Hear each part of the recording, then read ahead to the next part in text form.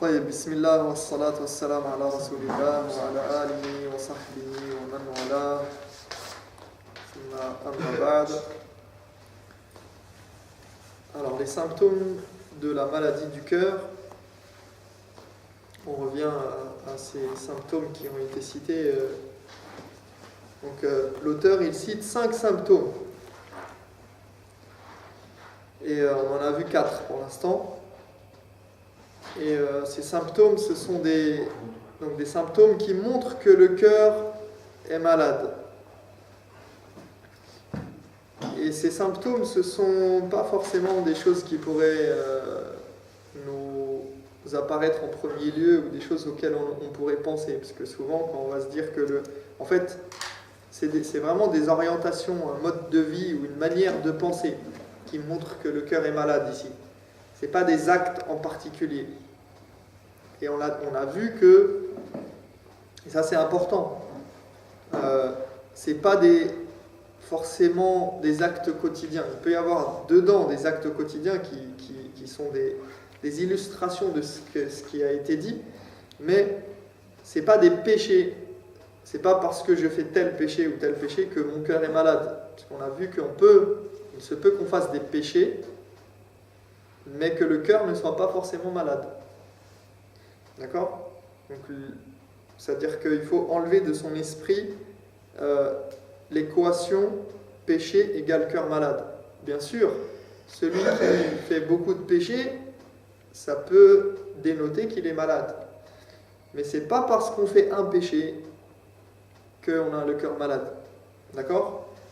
Alors ici, il y a péché et péché aussi. Il faut faire attention.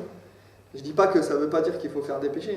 Ça veut dire simplement que c'est juste pour... Et ça ne veut pas dire non plus que...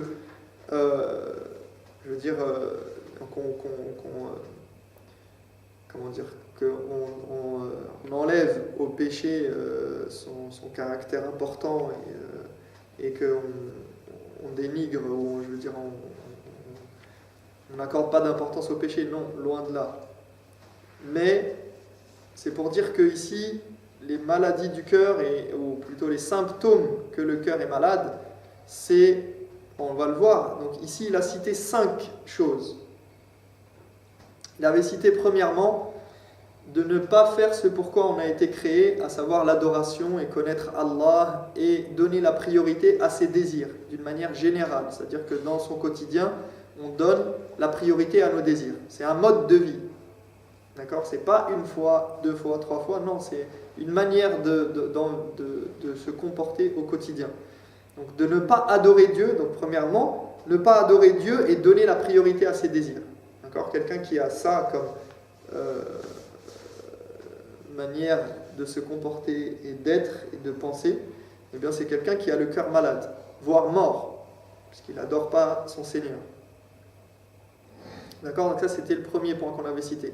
Ne pas adorer Dieu, ne pas aller vers la connaissance de Dieu et ne pas avoir cette envie de retourner vers Allah et de se rapprocher de Dieu et de lui obéir et de préférer ses passions et ses désirs et de donner la priorité à ses désirs. Ça c'est le premier point.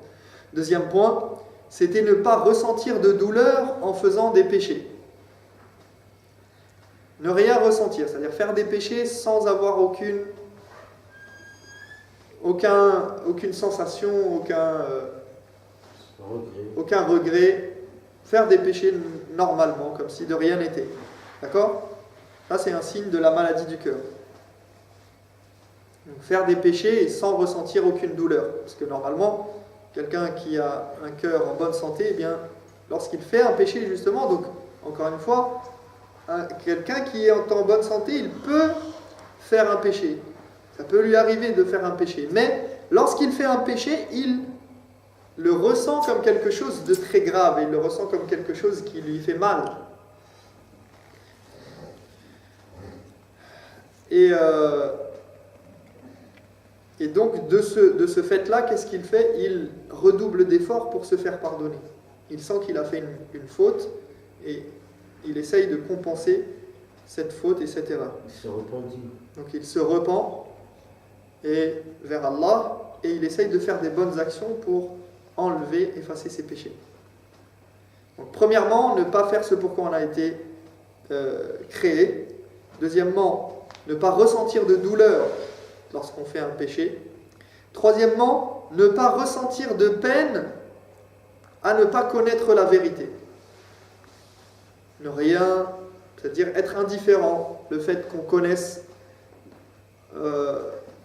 ce qu'on doit envers notre Seigneur ou pas, le fait qu'on connaisse le prophète alayhi salatu wassalam ou non, qu'on connaisse sa tradition prophétique, de ne pas connaître la religion. La personne qui se dit oh, peu importe, c'est pas grave, c'est pas très important ces choses-là. Non.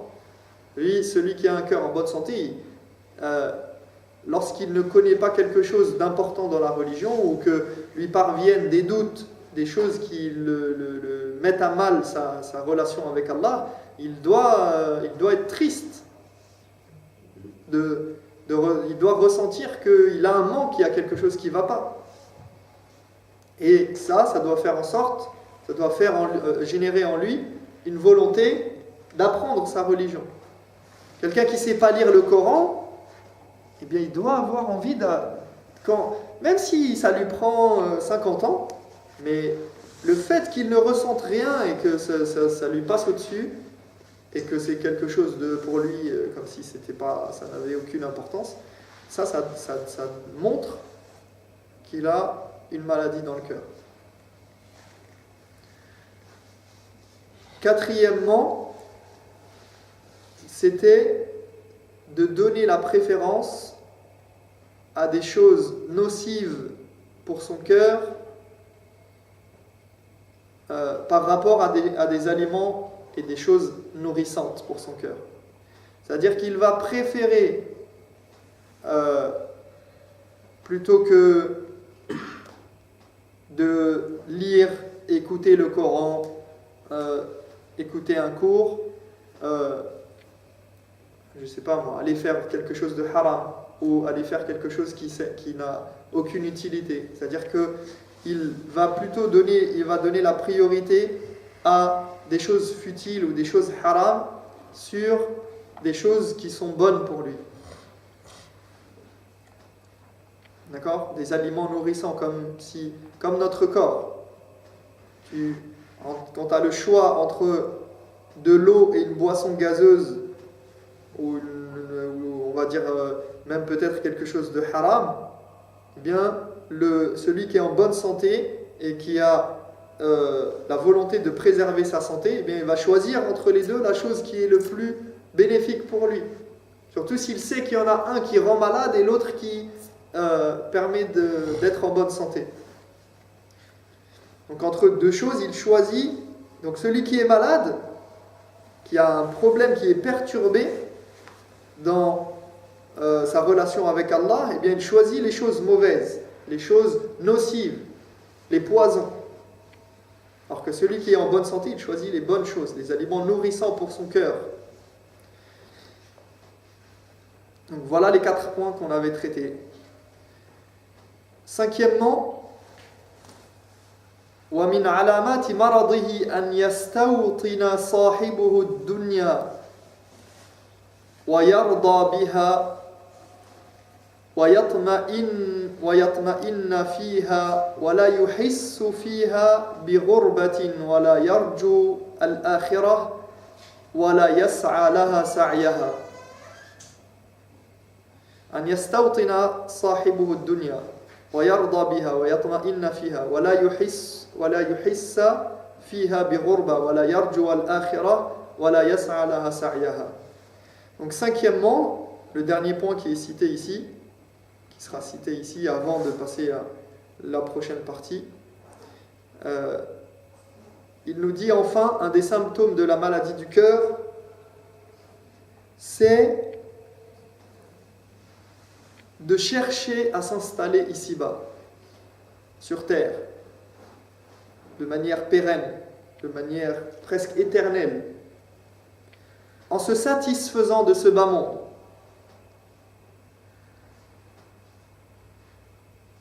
Est-ce qu'on se satisfait de quelque chose qui n'a pas de valeur ? Non. Normalement, non. Parce qu'on est heureux et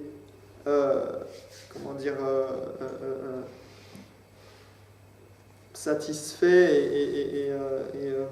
et comblé par quelque chose qui n'a pas de valeur. قال الله تعالى بل تؤثرون الحياة الدنيا والآخرة خير وأبقى. Allah dit, mais vous préférez la vie d'ici-bas alors que la vie de l'au-delà elle est bien meilleure et plus durable. ويقول صلى الله عليه وسلم والله ما الدنيا في الآخرة يقارن بين الأمرين ما الدنيا في الآخرة إلا كما يضع أحدكم إصبعه في اليم فلينظر بما ترجع. Le prophète sallallahu alayhi wa sallam a comparé la vie d'ici-bas et celle de l'au-delà. Il a dit par Allah, il a juré. Il a dit comparé à l'au-delà, comparé à la vie de l'au-delà, la vie d'ici-bas n'est rien de plus que ce qui ressort lorsque l'un de vous plonge son doigt dans le fleuve, dans l'eau du fleuve. Qu'est-ce qu'il en retire? Donc qu'est-ce qu'il retire de cette dunya? Le croyant, il va mourir et il ne retirera de cette dunya que ce que l'équivalent de, comme il dit dans l'exemple, de quelqu'un qui plonge son doigt dans l'eau et qu'il ressort. Devant lui, il a la mer entière, il a plein de faveurs et en fait, il met son doigt juste et il ne récupère rien du tout. Il ressort son doigt, quelques gouttes. D'accord? Et il dit la vie de l'au-delà, qui est cette mer devant lui, d'accord? Qui est quelque chose de immense et avec des joies, des jouissances et des réjouissances innombrables.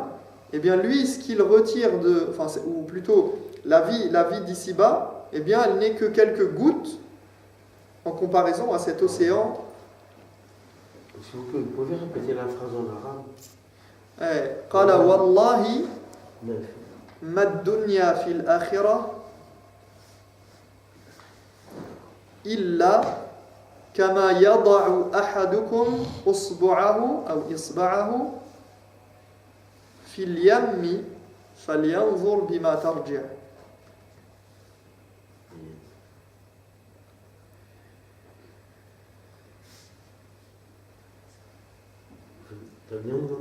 فلينظر بما ترجع. طيب, comment on peut se préoccuper, nous, de ce qui ressort, de ce qui coule sur le doigt, là, de ces petites gouttes-là, rester sur notre doigt, ou sur le doigt de celui qui a plongé ça dans l'eau, et négliger l'eau de cette mer, de la mer. Donc il dit, enfin, un des symptômes de la maladie du cœur, c'est de chercher à s'installer ici-bas, en se satisfaisant de ce bas monde. Il dit, vivre en toute sérénité, sans jamais se sentir gharib, mal à l'aise, étranger, et sans jamais viser l'au-delà et chercher à l'obtenir. Ça, c'est le point important en fait dans la maladie du cœur, c'est ne pas viser, ou en tout cas dans le symptôme du fait que le cœur est malade, ne pas viser l'au-delà et ne pas chercher à gagner l'au-delà.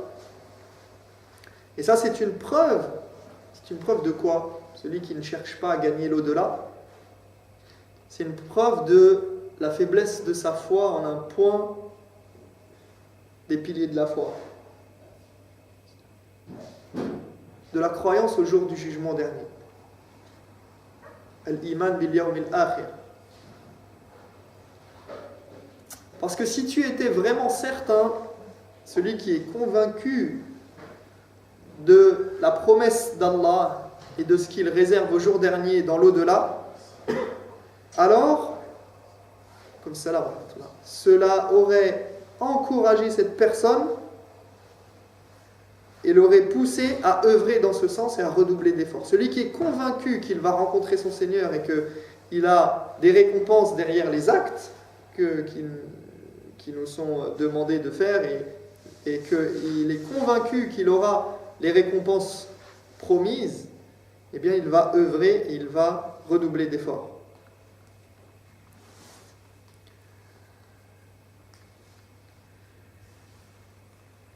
وكلما صح القلب من مرضه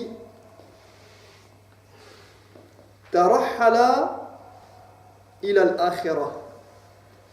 يعني علامة صحة القلب أن يكون همه وشغله الآخرة، فيعطي الناس ظاهره ويخالفهم بباطنه، يرى ما هم فيه ولا يرون ما هو فيه، ويكون حاله في الدنيا كما وصى الرسول صلى الله عليه وسلم: كن في الدنيا كأنك غريب، يعني يستوطن نوعا ما، فهي رتبة أولى أو أولى، رتبة أولى، أو عابر سبيل، وهي أعلى رتبة من الأولى. فقال عليه الصلاة والسلام: كن في الدنيا كأنك غريب أو عابر سبيل.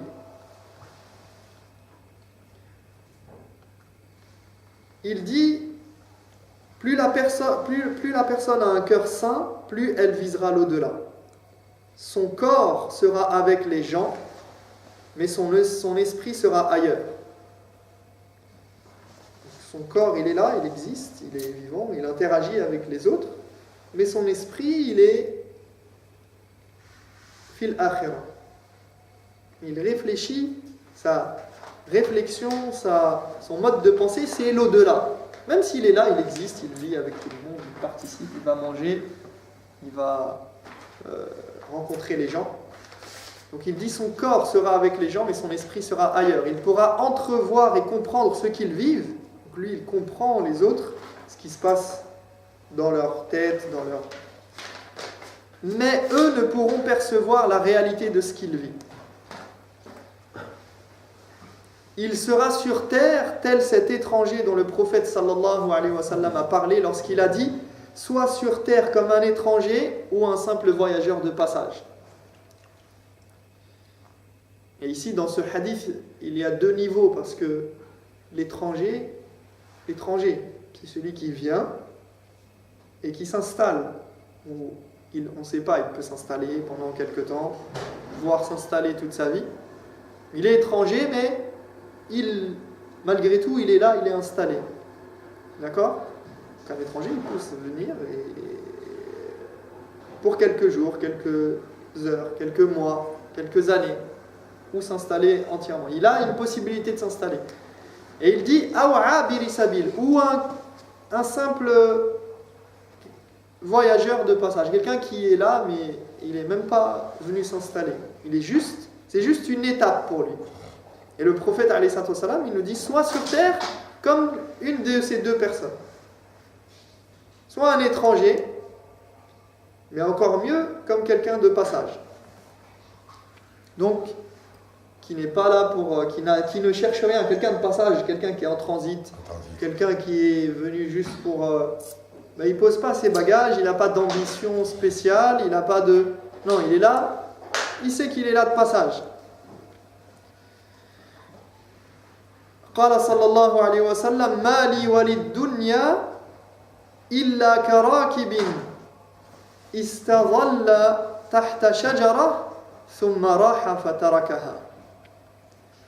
Le prophète alayhi salatu wassalam a d'ailleurs donné cet exemple, et il compare encore ce bas monde et la vie qu'il mène dans ce bas monde. Il dit: que pourrais-je bien vouloir de ce bas monde? Qu'est-ce que je peux attendre? J'ai rien à gagner dans ce bas monde. Il dit: j'y suis tel un homme descendu de sa monture un instant pour s'abriter à l'ombre d'un arbre, et qui est reparti aussitôt, le laissant derrière lui. Comme quelqu'un il est dans ce bas monde-là, comme quelqu'un qui est un voyageur, qui était sur sa monture, qui a eu besoin de s'arrêter un instant, qui s'est reposé à l'ombre d'un arbre et qui est reparti. Donc, comme quelqu'un qui a vraiment rien à faire à cet endroit-là. Alors, je ne suis pas en train de dire qu'il faut s'isoler, qu'il ne faut pas vivre ici-bas. Juste, c'est la manière d'envisager les choses, la manière de vivre sur Terre, la manière de réfléchir et de vivre sa vie en fait, sur terre. Donc le croyant, il voit ça comme cela. Celui qui a un cœur saint, eh bien, il vise quelque chose de supérieur. Il ne reste pas dans ce bas monde au sens de ce qui est bas et ce qui est vil d'ailleurs. D'accord ? Il ne s'avilit pas à chercher les plaisirs de ce bas monde. Au contraire, il a des hautes ambitions.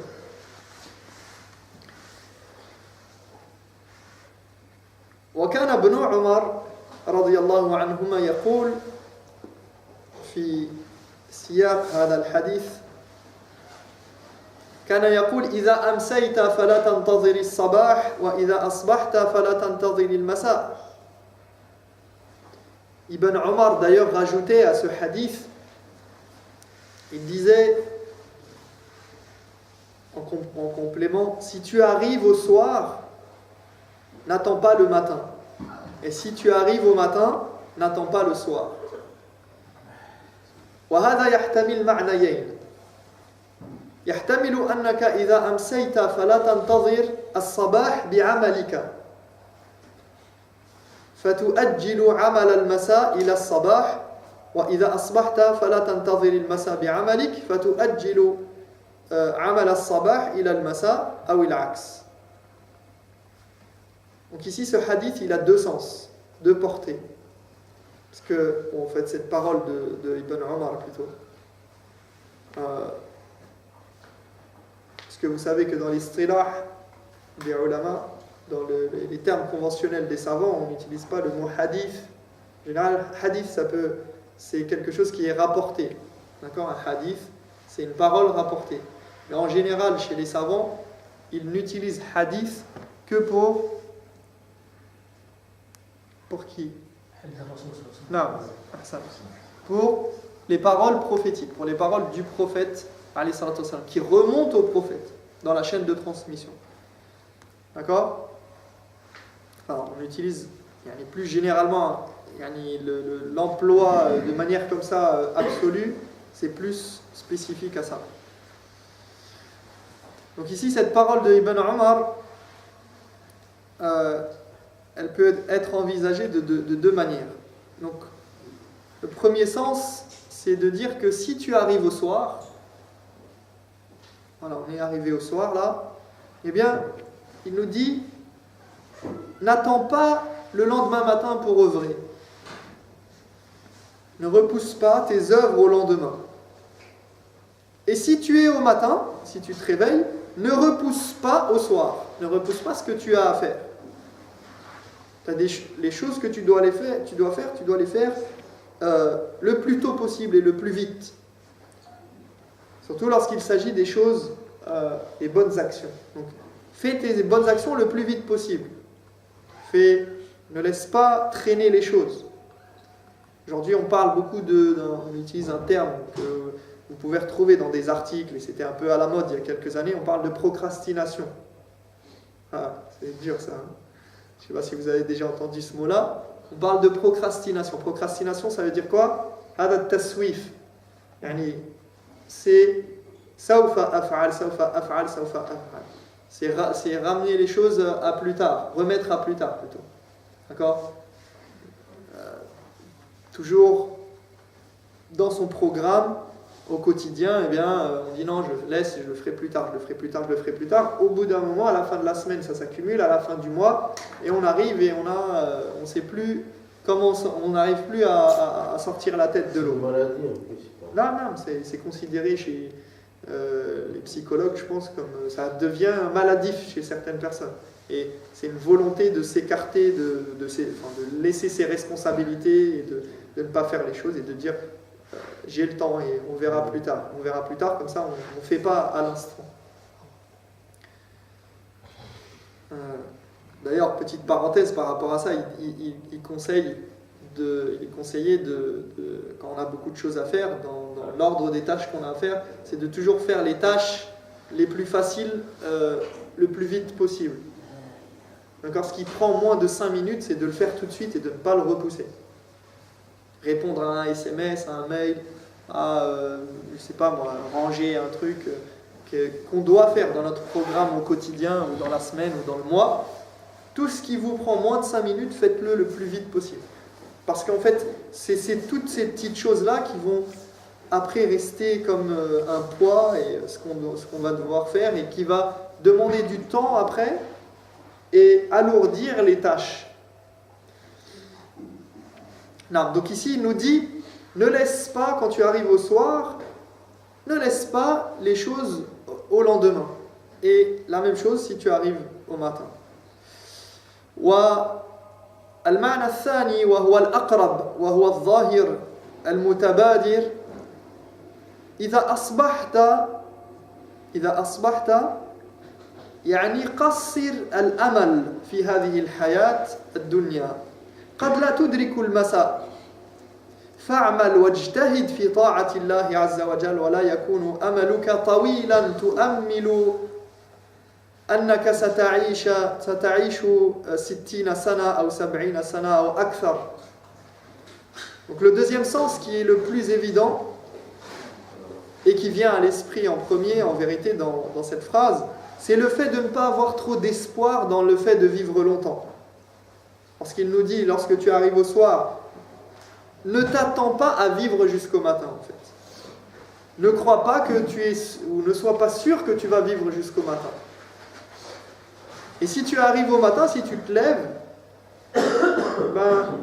ne sois jamais sûr que tu vas atteindre le soir. Effectivement, chaque jour, tu te rapproches de ton heure et il se peut que tu ne finisses pas cette journée. Il se peut que tu ailles te coucher, que tu ne te réveilles pas. Qui peut le garantir? Et donc, c'est le fait de ne pas avoir trop d'espoir dans la vie d'ici-bas. Et ça, c'est très très important, parce que celui qui n'a pas l'espoir de vivre longtemps, et dans le sens où il peut avoir l'espoir de vivre pour faire des bonnes choses, etc., mais il n'est pas sûr, il ne s'attend pas à vivre longtemps. Celui qui dira « j'ai le temps, on verra ça, quand je serai à la retraite, je ferai ça, j'ai le temps, on verra plus tard, quand je serai vieux, je ferai la prière. Ah, t'es encore jeune, pourquoi tu vas faire la prière? Non, profite de la vie. » J'ai entendu encore, il n'y a pas 2 jours, dans le tramway, il y a une dame qui a dit ça à des jeunes. « Oh, vous avez le temps, vous êtes jeunes, vous êtes, je ne sais pas trop quoi, profitez de la vie. » Profitez de la vie, yani, faites ce que vous voulez, vous avez le temps, vous verrez ça plus tard. Non, nous on dit profite de ta vie, non. Profite de ta vie pour faire des bonnes choses, pour faire le bien, pour te rapprocher d'Allah, pour apprendre qui est ton Seigneur et être prêt à rencontrer ton Seigneur. Profite de ta vie pour faire des bonnes actions. Et celui qui pense comme ça, qui va vivre l'éternité, eh bien c'est ça, toujours il va repousser le repentir. C'est pas pressé. Il va faire des péchés. Il va continuer dans les péchés parce que il va se dire c'est bon, j'ai le temps. Je profite un peu des péchés, après on verra. Et aussi, il va s'installer ici-bas. S'installer au sens où son but dans cette vie, ça sera de construire des châteaux, construire des belles maisons, avoir des palais, un grand, je sais pas, des jardins ici et là. Alors c'est pas interdit d'avoir des ambitions et d'avoir une envie de préserver sa famille par exemple, de les mettre à l'abri, etc. Non, mais ça ne doit pas être un but dans la vie. Et surtout pas au détriment des adorations et du fait de se rapprocher d'Allah subhanahu wa ta'ala.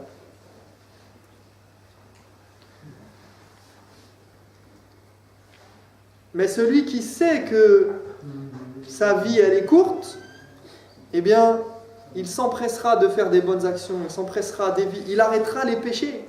Parce qu'il aura peur à chaque instant, lorsqu'il va faire un péché, ou qu'il va même penser à faire un péché, ou faire du mal à quelqu'un, il va se dire, mais imagine que tu meurs là, tu t'es fâché avec ta femme,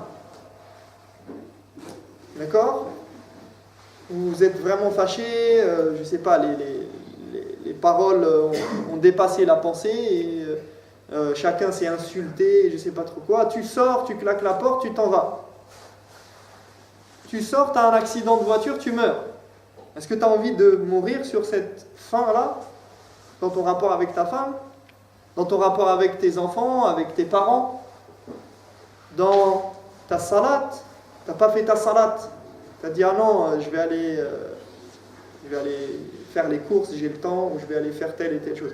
Mais si tu sais que tu vas mourir, que tu risques de mourir à tout instant, et que tu as peu d'espoir, en tout cas tu n'es pas convaincu et tu n'as pas la certitude de vivre encore, eh bien tout ça, ça va jouer psychologiquement dans ton rapport à Allah, dans ton rapport à ta religion, dans ton rapport à ta pratique, dans ton rapport aux hommes.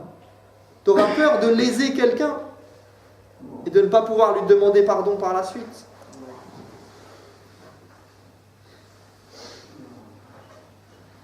Tu auras envie de lire ton Coran, d'apprendre le Coran, de mentionner Allah subhanahu wa ta'ala. Donc celui qui a ça en tête, il s'occupera le plus vite, il occupera son temps à faire des bonnes choses, des bonnes actions. ولهذا يقول ابن عمر كذلك يعني في تتم هذا القول قال وخذ من صحتك لمرضك ومن حياتك لموتك. Et c'est pour ça qu'il complète sa parole, Ibn Omar, en disant profite de ta santé avant que tu ne tombes malade et profite de ta vie avant que ne survienne la mort. Et c'est-à-dire ici que tant que tu es en bonne santé, profites-en pour œuvrer. Car du jour au lendemain, tu peux te retrouver dans l'incapacité de faire ce que tu faisais avant. Du jour au lendemain, tu peux te retrouver malade, avec des difficultés à te mouvoir, avoir un accident. Et à ce moment-là, tu regretteras de ne plus pouvoir faire telle et telle chose, telle et telle adoration que tu faisais. Tu voudras le faire, mais tu ne pourras plus le faire. Donc profite du fait que tu es encore en bonne santé pour agir. N'attends pas le dernier moment, encore une fois.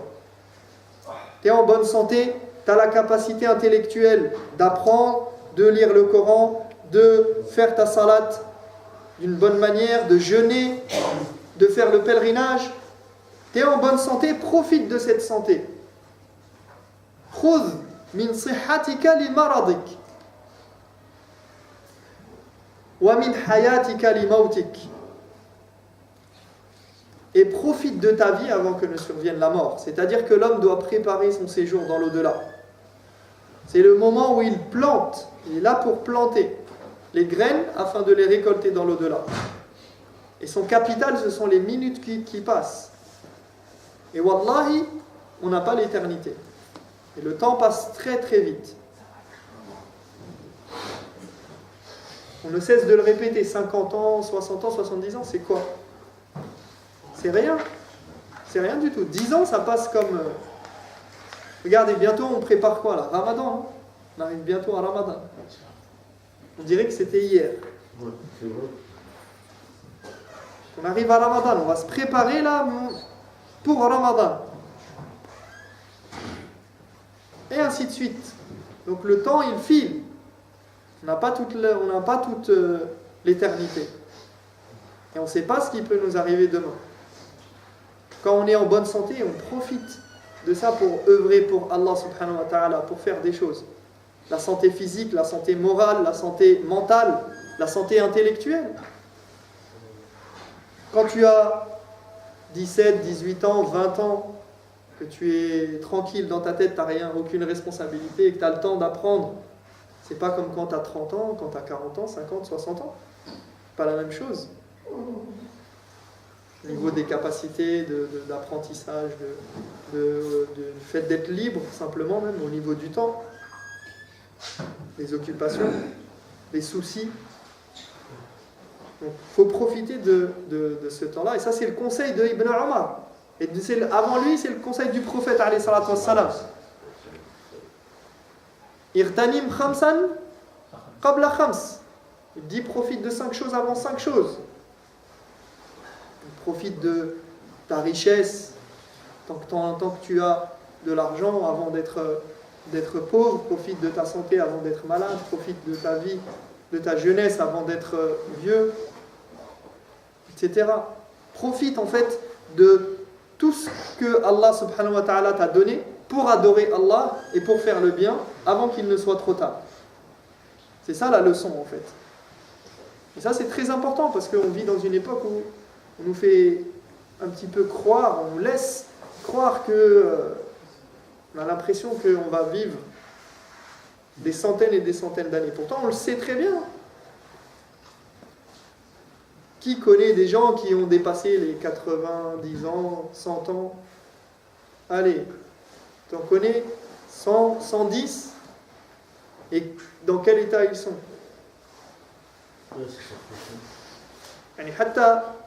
Même du point de vue de la salat, du point de vue de l'adoration, du point de vue de comment se rapprocher de son Seigneur.